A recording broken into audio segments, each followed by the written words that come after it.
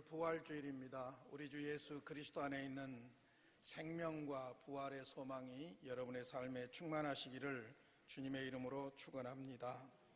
서기 124년경에 헬라에 아리스테테스라는 사람이 있었습니다. 이 사람이 친구에게 보낸 편지에서 기독교인들의 죽음에 대해서 이렇게 기록하고 있습니다. 우리 헬라 사람들이나 로마 사람들은 죽음을 매우 무서워하지만 기독교인들은 다르다. 죽는 사람도 감사를 하고 교인들은 마치 혼인하러 가는 사람을 배웅하듯이 감사 찬송으로 죽은 사람을 하나님께로 떠나 보낸다. 이것이 기독교입니다. 이것이 부활신앙을 소유한 기독교인들의 진정한 모습입니다. 사람들을 가장 두렵게 하는 죽음의 권세를 두려워하지 않고 예수 죽음 내 죽음, 예수 부활 내 부활 신앙으로 죽음을 극복한 사람들이 바로 그리스도인들입니다. 그래서 마틴 루터는 십자가의 죽음을 이기고 부활을 만들어내신 하나님의 능력을 가리켜서 죽음을 죽이고 이긴 것이라고 했습니다. 부활을 죽음을 죽이고 이긴 것, 죽음을 끝장내고 이긴 것이 바로 부활이라는 것이지요. 십자가와 부활은 죽음을 죽인 사건이 바로 십자가와 부활 사건입니다. 따라서 부활절의 가장 강력한 메시지는 무엇이냐면은 죽음이 죽임을 당한 사건, 이것이 바로 부활절의 가장 강력한 메시지입니다. 오늘은 본문을 통해서 부활신앙으로 현세를 극복하시고 영원한 소망 가운데 승리하시기를 주님의 이름으로 축원합니다. 잘 아시는 대로 고린도전서 15장은 부활장이라고 합니다. 고린도 교회 사람들 중에 부활을 믿지 않는 사람들이 있었습니다. 물론 부활을 믿지 않는 이 사람들이 바로 교회 안에 문제 있는 사람들이기도 했습니다. 그래서 바울 사도는 고린도전서 15장 1절로 11절에서 부활이 역사적인 사실이요 사건이라는 것을 역사적인 신뢰를 들어서 자상하게 부활을 증거하고 있습니다. 그러면서 12절 말씀에 보니까 그리스도께서 죽은 자 가운데서 다시 살아나셨다 전파되었거늘 너희 중에 어떤 사람들은 어찌하여 죽은 자 가운데서 부활이 없다 하느냐 하고 책망하고 있습니다. 자, 그러면 만약에 부활이 없다면 어떻게 될까요? 우리가 첫 번째 생각해 봐야 할 주제입니다. 부활이 없다면, 만약에 부활이 없다면 어떻게 될까요? 첫째는 믿음이 헛됩니다. 우리가 믿는 믿음이 헛됩니다. 17절 보겠습니다. 그리스도께서 다시 살아나신 일이 없으면 너희의 믿음도 헛되고 그랬습니다. 너희의 믿음도 헛되다. 기독교가 전하는 복음의 핵심은 예수 그리스도입니다. 그 예수 그리스도의 복음의 핵심이 두 기둥이 있는데 십자가와 부활입니다. 우리는 십자가에서 죽으시고 살아나신 예수 그리스도를 믿음으로 구원받습니다. 다른 믿음이 아니라 십자가에서 죽으시고 부활하신 예수, 죽기만 하고 무덤에 머물러 있는 예수가 아니라 죽으시고 다시 살아나신 예수, 그분을 믿습니다. 그 믿음으로 우리는 구원을 받습니다. 그래서 그 주님을 찬양하고 그 주님을 전파합니다. 그러므로 우리의 믿음의 대상도 전파의 대상도 십자가에 죽으시고 부활하신 예수 그리스도입니다. 그러므로 부활이 없다면 예수는 그리스도가 아닙니다. 우리의 구주가 될 수 없습니다. 그러므로 우리가 부활을 부정하게 되면은 우리의 믿음의 대상이 사라지는 것이고, 그러므로 우리는 헛된 믿음으로 살게 된다는 이야기입니다. 두 번째로 부활이 없다면 속죄도 없습니다. 죄사함이 없다는 말씀입니다. 다시 17절을 계속 보겠습니다. 그리스도께서 다시 살아나신 일이 없으면 너희 믿음도 헛되고, 그 다음에 너희가 여전히 죄 가운데 있을 것이요 그랬습니다. 예수님은 우리의 죄값을 대신 갚기 위해서 십자가에 못 박혔습니다. 죽으셨습니다. 무덤에 들어가셨습니다. 그런데 만약 예수님께서 그 무덤에서 나오지 못하셨다면 우리는 죄 문제가 해결된 것이 아니고 여전히 죄 가운데 있을 수밖에 없는 것입니다. 성경이 말씀한 대로 예수님이 우리 죄를 대신하여 십자가에 죽으시고 우리에게 생명을 주시기 위해서 부활하심으로 예수님이 우리의 주와 그리스도가 되셨습니다. 하나님이시고 우리의 구원자가 되신다는 말씀입니다. 그러므로 부활이 없다면 우리의 믿음의 대상인 예수 그리스도의 중보자로서의 자격이 상실되기 때문에 믿음이 헛되고 뿐만 아니라 죄사함도 없습니다. 그것뿐만 아니라 만약에 부활이 없다면 소망도 사라집니다. 믿는 사람들이 소망 없는 불쌍한 자들이 되고야 말 것입니다. 18절로 19절 보겠습니다. 또한 그리스도 안에서 잠자는 자도 망하였으리니, 여기에 잠자는 자는 죽은 자들을 말합니다. 죽은 자들은 부활하지 못하고 영원히 죽은 자로 남는다는 거예요. 만일 그리스도 안에서 우리의 바라는 것이 다만 이생의 삶뿐이면 모든 사람 가운데 우리가 더욱 불쌍한 자이리라. 이생밖에 없다면 개나 돼지나 짐승하고 하나 다를 바가 없고, 이생뿐이라면 내생을 믿고 살아온 우리 그리스도인들이 가장 불쌍한 사람이 될 것이라는 말씀입니다. 우리는 예수님을 믿습니다. 십자가에 죽으시고 부활하신 예수님을 믿습니다. 그러므로 그리스도 안에서 부활과 재림과 천국을 믿습니다. 그렇기 때문에 모든 이 땅에서의 정욕을 극복하고 기쁨으로 주님께 순종합니다. 그런데 부활이 없다면 영생이 없고, 영생이 없다면 천국의 소망이 없고, 천국의 소망으로 살아가는 우리 믿는 사람들이 세상에서 가장 불쌍한 사람들일 것이라고 말씀하고 있는 것입니다. 신자들은 삶이 이 땅에서의 삶만이 아니라 그리스도 안에서 영원한 부활을 믿기 때문에 이 땅에서 우리가 즐겨야 할 쾌락들을 절제하고 살아갑니다.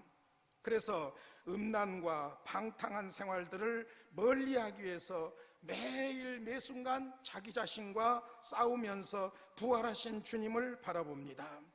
남들처럼 그냥 거짓말하고 부정하고 그렇게 사는 것이 아니라 거짓 앞에, 부정 앞에 고민하고 몸부림치면서 그것을 피해서 살아보려고 애를 씁니다. 억울한 일을 당해도 부활하사 살아계신 주님을 믿기 때문에 참습니다. 어느 때는 내가 어떤 사람으로 인하여 심각한 손해를 입었고 피해를 입었음에도 불구하고 부활하사 살아계신 주님을 소망하기 때문에 용서하려고 애쓰는 것이 우리 그리스도인들입니다.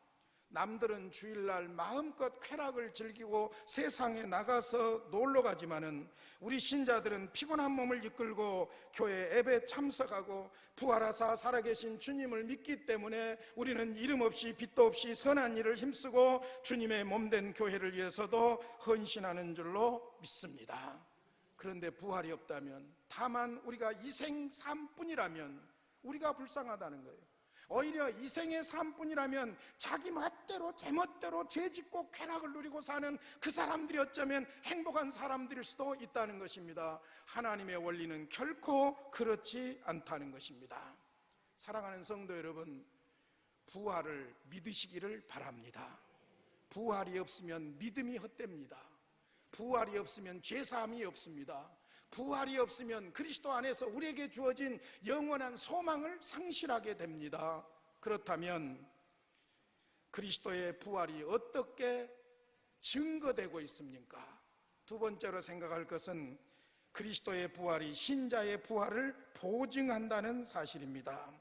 여기서 보증이라는 말은 어떤 사물이나 사람에 대해서 책임지고 틀림없음을 증명한다는 것입니다. 그리스도가 부활했다는 이 사실이 우리 그리스도인들이 부활한다는 것을 보증해주고 있다는 것입니다. 제 이야기가 아닙니다. 성경으로 가보겠습니다. 오늘 본문에 보면은 부활의 순서가 나옵니다. 첫 번째 부활은 그리스도입니다. 23절 보겠습니다. 그러나 각각 자기 차례대로 되리니 먼저는 첫 열매인 그리스도요 그랬어요. 여기에서 첫 열매라는 말이 굉장히 중요한 말입니다. 그냥 쓰는 말이 아닙니다. 부활에 있어서 첫 열매가 그리스도다. 이 말은 그 이후에 그리스도에게 속한 모든 자들의 부활을 보증한다는 의미로 쓰고 있습니다. 왜냐하면 구약 성경에서 첫 열매는 항상 대표성을 상징합니다. 그러니까 하나님의 백성들에게 익은 곡식의 첫 열매는 내 것이다, 나에게 드려라. 그것은 무엇을 의미하냐면은 첫 열매를 하나님께 드림으로써 이후의 모든 열매가 다 하나님의 것이라는 것을 인정하는 신앙 고백인 거예요. 그러니까 첫 열매만 하나님의 것이 아니라 이스라엘 백성들에게 주신 모든 곡식, 모든 열매는 다 하나님이 주셨다는 것을 보증하는 그것이 바로 첫 열매였기 때문에 첫 열매를 드림으로 말미암아 모든 것이 하나님의 것이라는 것을 신앙 고백하는 거예요. 그러므로 첫 열매는 나머지 모든 열매를 대표하고 있는 것입니다. 마찬가지로 먼저 그리스도께서 부활하신 것은 그를 믿는 신자들의 부활을 보증한다는 것입니다. 자, 교리적으로 설명을 해보겠습니다. 모든 사람은 인류의 첫사람, 인류의 대표의 타락함 안에서 함께 타락한 죄인입니다. 대표의 원리예요. 내가 아무리 선하고 착하고 정직하고 아무런 죄를 짓지 않는 진공 속에 사는 무슨 나쁜 생각 하나도 하지 않는 그런 사람이라도 인간은 죄인입니다. 왜냐하면 인류의 대표인 아담이 하나님과 맺은 언약을 파기함으로 말미암아 죄인 되었을 때 그때 모든 아담의 첫 열매, 그 열매로 나타난 모든 인류는 다 죄인이 된 것입니다. 첫 사람 아담 안에서 모든 사람이 죄인이 되었습니다. 그러나 사랑의 하나님은 인간을 사랑하셔서 죄와 사망의 문제를 해결하기 위해서 아담과 똑같은 사람을 보내주셨습니다. 그러나 죄 없는 사람으로 창조하십니다. 하나님이신 예수님께서 사람의 몸을 입고 오시는데 사람의 방법으로 오는 것이 아니라 동정녀 마리아의 몸을 빌려서 성령으로 잉태하여 태어나게 되신 것입니다. 그래서 로마서 5장과 6장에서는 아주 중요한 기독교의 진리를 설명하고 있는데 둘째 아담 예수 그리스도, 그가 십자가의 죽으심으로 우리의 죄를 대신했고 부활하심으로 우리에게 영원한 생명을 주셨고 그로 말미암아 죄 문제를 해결하고 사망의 문제를 해결한 사건이 바로 둘째 아담 예수가 십자가에 죽으시고 부활하신 사건이라는 말씀입니다. 그래서 오늘 본문 21절, 22절이 증언합니다. 자세히 한번 보십시오. 사망이 한 사람으로 말미암았으니, 여기 한 사람은 인류의 대표인 아담을 말합니다. 죽은 자의 부활도 한 사람으로 말미암는도다. 이 한 사람은 예수 그리스도를 말합니다. 아담 안에서 모든 사람이 죽은 것 같이 그리스도 안에서 모든 사람이 삶을 얻으리라. 여기에 삶은 생명, 영생을 말합니다. 아담 안에서 모든 사람이 죄로 말미암아 죽게 되었습니다. 그러나 그리스도 안에서 모든 사람이 죄 문제를 해결하고 죽음의 문제를 극복하고 부활의 산 소망을 갖는 영생, 생명을 얻게 된 것입니다. 그러므로 첫 열매인 그리스도, 이는 그 이후에 그를 믿는 사람들의 부활을 보증해주는 증표라고 볼 수 있습니다. 할렐루야. 그리스도의 부활은 우리의 부활의 첫 열매입니다. 그 다음 두 번째 순서가 그리스도께 속한 자들입니다. 당연한 순서지요. 23절을 계속 봅니다. 다음에는 그가 강림하실 때에 그리스도에게 속한 자요 그랬어요. 여기에 강림하신다는 말, 강림이라는 말이 파루시아, 종말이라는 말도 되지만은 하나님께서 모든 구원 역사를 마무리하는 최후의 종말을 말합니다. 파루시아. 근데 이것은 황제의 방문이라는 의미가 있어요. 무슨 말이냐면은 예수님이 우리의 죄 문제와 죽음의 문제를 해결하시기 위해서 오실 때에는, 초림하실 때에는 초라한 인간의 모습, 죄인의 모습으로 오신 거예요. 그러나 지금 우편보좌에 계신 주님께서 구원을 완성하기 위해서 오는 대종말, 주님이 오심으로 말미암아 심판하고 모든 것이 다 마무리되고 구원이 완성되는데, 이 재림 때는 초림 때와 다르게 만왕의 왕으로서, 황제의 신분으로서 파루시아 재림을 하신다는 거예요. 심판주로서 재림하신다는 것입니다. 그러니까 언제냐면은 예수가 강림하실 때에 그리스도에게 속한 자요, 그리스도를 믿는 자들, 그리스도 안에 있는 자들이 부활하게 된다는 말씀입니다. 그러니까 그리스도에게 속한 자는 그리스도를 믿는 자를 말합니다. 여러분, 주님이 재림하실 때 무덤 속에 있는 모든 육체들이 부활하여 변화를 일으킵니다. 그리고 그때 살아있는 자들도 변화하여 완전한 몸으로 부활하게 되는 줄로 믿습니다. 그래서 성도들 모두가 다 신령한 몸, 썩지 않을 몸, 영화로운 몸으로 변화를 받습니다. 이것을 성경에서는 첫째 부활 혹은 의인의 부활이라고 말씀하고 있습니다. 그리스도, 첫 열매인 그리스도가 부활하니 그에게 속한 자들도 다 부활할 것을 믿습니다. 그러므로 우리는 죽음을 건너서 영원한 영생, 천국의 부활의 소망을 가진 사람들인 줄로 믿습니다. 그런데 세 번째 순서가 재밌습니다. 24절에 보니까 그 후에는 마지막이니 그가 모든 통치와 모든 권세와 능력을 멸하시고 나라를 아버지 하나님께 바칠 때라 그랬습니다.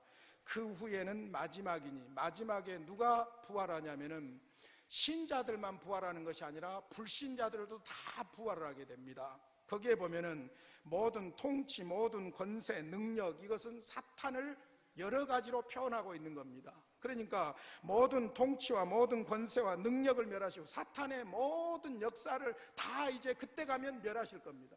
지금은 사탄이 허용되어 있기 때문에 활동하고 활보하고 그러므로 성도들의 삶에 괴로움이 있지만은 예수님이 재림하실 때에는 사탄의 모든 세력을 통치하게 되는데, 얽어매게 되는데, 심판하게 되는데 모든 통치와 모든 권세와 능력을 멸하신다고 말씀하고 있습니다.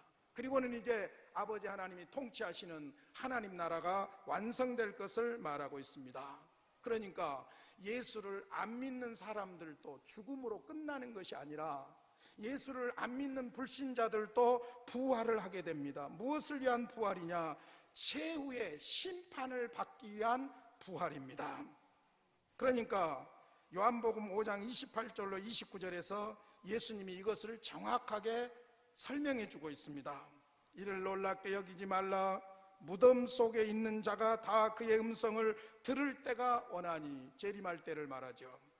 선한 일을 행한 자는 생명의 부활로, 악한 일을 행한 자는 심판의 부활로 나오리라. 우리 성도들은 생명의 부활을 한 후에 상급의 심판을 받지만, 불신자들은 심판의 부활을 받은 후에 최후의 대심판, 이것을 둘째 심판이라고 합니다. 최후의 대심판을 받게 되고, 그러므로 무의식적인 삶이 아니라 이제 확정되고 완전한 천국에서 영원한 저주를 받는 삶을 살게 된다는 것입니다.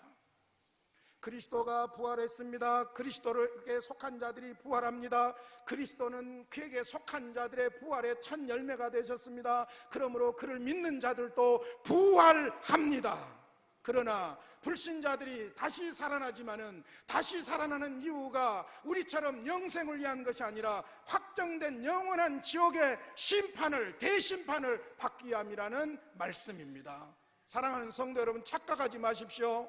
이 세상뿐만 아닙니다. 내세가 있습니다. 할렐루야. 인간의 죽음만 있는 것이 종말이 아니라 죽음을 건너서 영원한 하나님의 대종말, 재림하심으로 말미암은 하나님이 완성하실 대심판이 있는 줄로 믿습니다. 이제 죽어도 천국에서 깨어날 것이고, 하나님의 대심판 앞에서도 우리는 부활한 영생의 존재로 살게 될 것을 믿습니다. 할렐루야. 그러므로 우리는 부활을 믿을 수밖에 없습니다. 부활이 안 믿어지거들랑 부활하신 예수님을 바라보십시오. 할렐루야. 그러면 우리는 부활을 믿게 될 줄로 믿습니다. 자, 마지막 세 번째로, 그렇다면 그리스도의 부활이 우리에게 어떤 삶을 살게 하느냐? 결론부터 말씀드린다면 부활의 신앙이 삶의 능력의 원천이 됩니다. 첫 번째로는 모든 고난을 이겨내게 합니다. 30절 보겠습니다. 또 어찌하여 우리가 언제나 위험을 무릅쓰리요.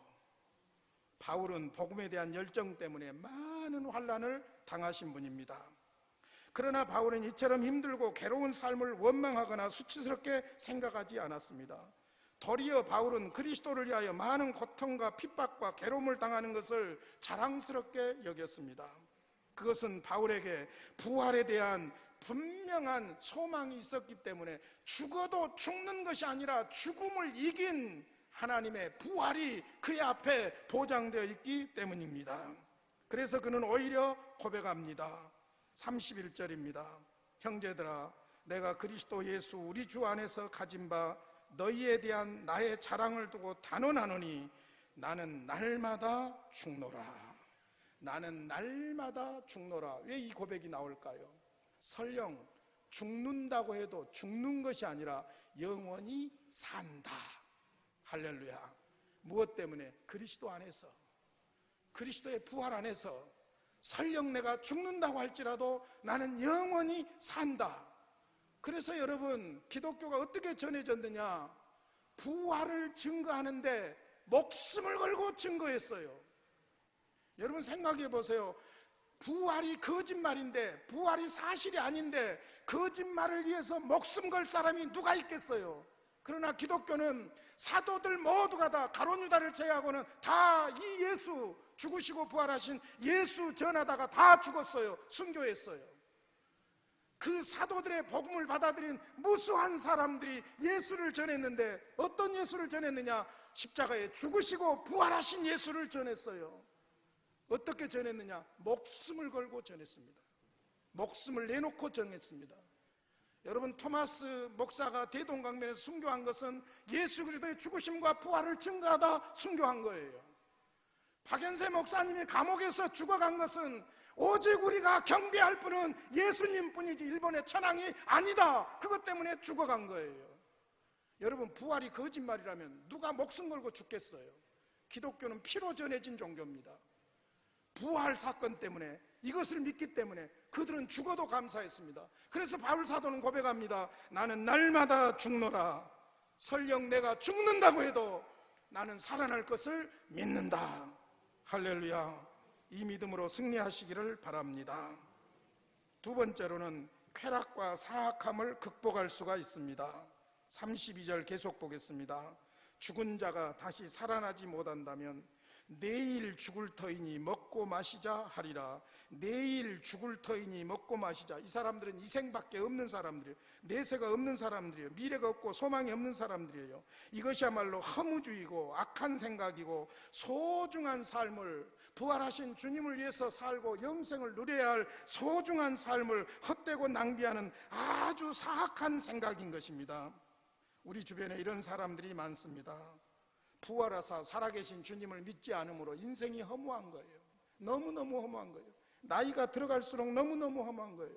죽음은 자꾸만 내 앞에 다가오고 있는데 죽음 앞에서 부활의 소망이 없기 때문에 즐기지 못한 것이 억울해요. 먹지 못한 것이 억울해요. 재밌게 살아보지 못한 것이 억울해요. 젊은 날 다른 사람처럼 바람도 피워보고 마음대로 살 텐데 그렇게 살아보지 못한 것이 너무너무 억울한 거예요. 그러니까 죽음 앞에서 강박관념을 가지고, 어떤 고통 앞에서 강박관념을 가지고 자꾸 그것을 피해보려고 술을 합니다. 마약을 합니다. 도박을 합니다. 음란한 짓을 합니다. 여러분, 그런다고 해결되지를 않습니다. 그럼에도 그렇게 해결하려고 합니다.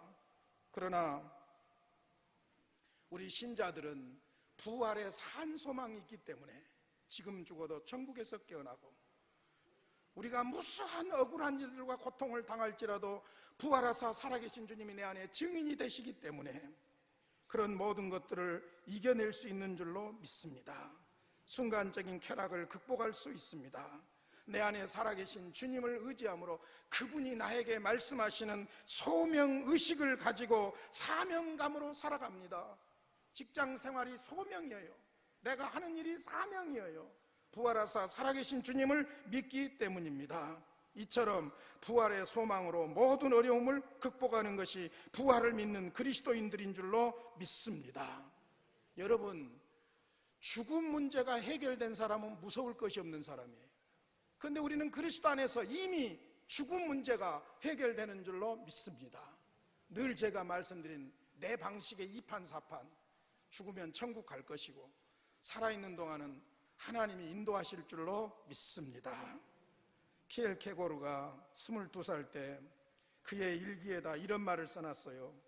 온 세계가 무너진다 해도 내가 꽉 붙들고 놓을 수 없는 이념, 내가 그것을 위해서 살고 그것을 위해서 죽을 수 있는 사명을 나는 찾아야 된다. 22살 때 이야기예요. 온 세계가 무너진다 해도, 여러분, 세계가 무너지는 것이 개인적으로 축소시키면 내가 죽으면 세상 무너진 거예요.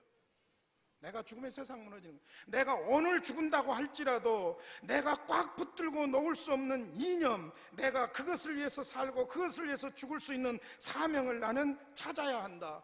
여러분, 부활하사 살아계신 주님을 믿는 사람들은 하나님이 나를 부르셨고 구원하셨을 뿐만 아니라 하나님이 지금 내가 하고 있는 그 일을 하도록 불러주셨다는 소명의식이 있고, 그 소명의식 때문에 누가 뭐라고 해도 흔들리지 않고 사명감을 가지고 그 일을 할 수 있는 줄로 믿습니다. 할렐루야. 부활하사 살아계신 주님을 믿는 사람들과 그렇지 않는 사람들의 삶의 차이입니다. 마지막 세 번째로는 깨어서 그리스도인답게 승리하는 삶을 삽니다. 34절입니다. 깨어 의를 행하고 죄를 짓지 말라. 하나님을 알지 못하는 자가 있기로 내가 너희를 부끄럽게 하기 위하여 말하노라. 부활의 소망을 간직하고 살아가는 사람들은 항상 내일을 생각합니다. 미래를 생각합니다. 천국을 생각합니다. 이게 뭐냐? 깨어있는 거예요. 깨어있는 거예요. 여기에 엎어져 있지 않습니다. 여기에 비록 살아도 항상 하나님 나라를 생각하고 미래를 생각하고 천국을 생각합니다. 이것이 깨어있는 거예요. 그래서 깨어. 그런 사람들은 내일의 소망이 확실하기 때문에 오늘을 책임감 있고 힘있게 살아갈 수가 있습니다. 그것이 뭐냐? 의를 행하고 죄를 짓지 말라는 것입니다. 여러분, 내세관이 분명한 사람은 오늘을 바르게 살아갈 수 있습니다. 오늘을 바르게 살아간다는 것은 천국의 신앙이 확실하다는 증거예요. 부활 신앙은 이처럼 우리에게 능력이 있는 줄로 믿습니다. 오늘의 삶을 소중하게 여기고, 그렇다고 해서 조급하지도 않고 안정되고 평화로운 가운데 경건하고도 진지한 하루하루를 살아가는 것이 부활 신앙으로 무장된 그리스도인의 삶인 줄로 믿습니다. 말씀을 마치겠습니다. 미국의 시민전쟁이 일어났을 때 러셀 코넬이라는 대령이 있었습니다. 그는 전쟁에서 후퇴하다가 그만 지휘하는 칼을 두고 왔습니다. 지휘관이 지휘봉과 같은 칼을 두고 왔다는 것은 지휘권을 상실했다는, 체면이 구겨진 상황이지요. 그래서 코넬 대령은 조니 링이라는 소년 병사를 시켜서 그 칼이 어디에 있는지를 설명하고 그 칼을 가져오도록 했습니다. 이 소년은 목숨을 걸고 적진으로 들어가서 칼을 가져오기는 했는데 도중에 총을 맞았습니다. 피를 흘리면서 막사에 돌아와서 칼을 대령에게 바치면서 이런 말을 합니다. 대령님, 저는 죽음을 두려워하지 않습니다. 왜냐하면 부활하신 예수님께서 나와 함께 계시기 때문입니다. 부활하신 예수님은 나의 친구이기 때문에 나를 부활시켜 주실 줄 믿습니다. 그러므로 대령님, 내 죽음 때문에 걱정하지 마십시오. 나는 부활을 믿기 때문에 죽음을 두려워하지 않습니다. 그렇게 하고 숨을 거두었습니다. 자기 때문에 자기 명령을 실행하다가 죽어가면서도 한마디 원망도 없고 불평도 없이 죽어가는 이 소년 앞에서 회의주의자요 무신론자였던 코넬 대령은 무릎을 꿇고 탄식을 합니다. 오 하나님, 이 어린 소년 앞에서 나는 어떻게 하면 좋겠습니까? 오 하나님, 나는 이 소년이 믿던 부활하신 예수님을 위해 저도 일생을 바치겠습니다. 그렇게 고백을 합니다. 그리고 나서 코넬 대령이 예수님을 알기 위해서 신학을 하게 되고 나중에 자기 전 재산을 팔아서 유명한 고든 코넬 신학교를 세우게 되고 유명한 템플 대학교를 세우게 됩니다. 고든 코넬은 보스턴에 있는데 우리 큰아들이 공부했던 학교입니다. 동부 쪽에서 아주 복음적인 건강하고 건전한 신학교고, 템플 대학교는 여러분이 아시다시피 명문 대학입니다. 두 대학을 통해서 미국뿐만 아니라 세계적으로 수많은 인재들을 양성해 냈습니다. 우리나라에도 고든 코넬을 나온 사람들이 참 많습니다. 조니 링행의 죽음은 불행이었습니다. 그러나 죽어가면서도 부활하신 예수님을 믿었던 그 믿음이 코넬 대령을 변화시켰고, 코넬 대령이 무신론자요 회의주의자였는데도 부활하신 예수님을 믿음으로 말미암아 그는 인류에게 큰 공헌을 하게 되었습니다. 사랑하는 성도 여러분, 부활신앙이 이렇게 능력이 있습니다. 사람들을 절망으로 몰아가고 사람을 낙심으로 몰아가는 결정체가 무엇이냐면 죽음이에요. 죽음. 사탄이 사람을 가지고 장난하는 결정적인 요체가 무엇이냐? 죽음이에요. 죽음. 그런데 여러분, 예수 죽음, 내 죽음, 예수 부활, 내 부활, 이 부활의 신앙을 가진 사람들은 우리를 두렵게 하고 공포감에 떨게 하는 죽음을 이긴 이 사건을 통해서 어떤 어려움도 극복하며 믿는 자답게 살아갈 능력을 공급받게 되는 줄로 믿습니다. 그러므로 오늘 부활장 최종 결론을 읽고 말씀을 마무리합니다. 고린도전서 15장 마지막 57절과 58절입니다. 우리 같이 읽겠습니다. 시작. 우리 주 예수 그리스도로 말미암아 우리에게 승리를 주신 하나님께 감사하노니, 그러므로 내 사랑하는 형제들아, 견실하며 흔들리지 말고 항상 주의 일에 더욱 힘쓰는 자들이 되라. 이는 너희 수고가 주 안에서 헛되지 않은 줄 알미라. 아멘. 부활하사 살아계신 주님을 믿습니다. 우리에게 부활의 산 소망을 주셨사오니 이 부활 신앙으로 절제하게 하시고 이기게 하시고 선을 행하게 하시고 충성하게 하여 주시옵소서. 예수님의 이름으로 기도하옵나이다. 아멘.